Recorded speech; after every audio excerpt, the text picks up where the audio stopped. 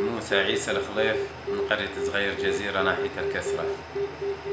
ابني يامن موسى العيسى الخليف من صغير جزيرة، راح ليجيب غرض من الدكان، اجى الداعشي بطريزينة مفخخة وكفت على السيارات جوا وفجر السيارات وفجر حاله، واجت شظية على ابني وقصت صدره يامن. اجوا الشباب صغار قالوا لي ابنك مرمي على الطريق ومحروق وما حدا شافه.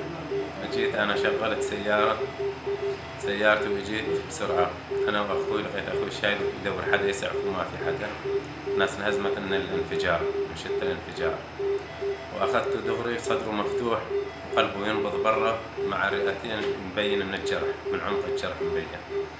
اخذناه على نقطة الكسرة الطبية على اساس على الجسرة، قالوا انها ما قدر عليه، وصوروا وشافوا شباب جماعة الهلال الأحمر الكردي وصوروا ضمدوه وعقموه وقالوا لنا روحوا عن طريق الكسرة على الحسكة مباشرة على المشفى.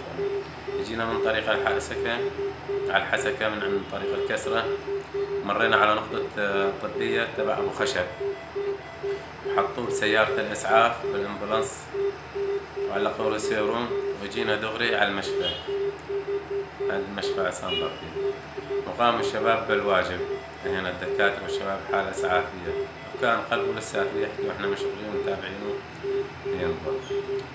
نتشكر الشباب الهلال الأحمر الكردي على المساعدة اللي قدمونا إياها ولحقونا بآخر نفس على هالطفل المعجزة وعلى هالإصابة الخطيرة اللي راح يشوفه راح يعرف إنها خطيرة، لأنه كان قلبه نشوفه بالعين المجردة ورئتين كانت طالعة من القفص الصدري والأعضاء مشان كلها مفتوحة.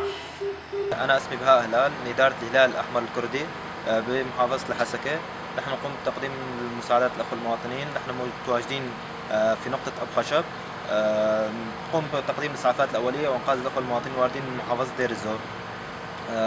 ورد أن الطفل يامن الموسى إصابته كانت بالغة، كان عنده كسر بعظم القص، كانت ظهور للقلب، كان عنده نزيف كتير كبير، وقمنا بإسعافه إلى إلى محافظة الحسكة.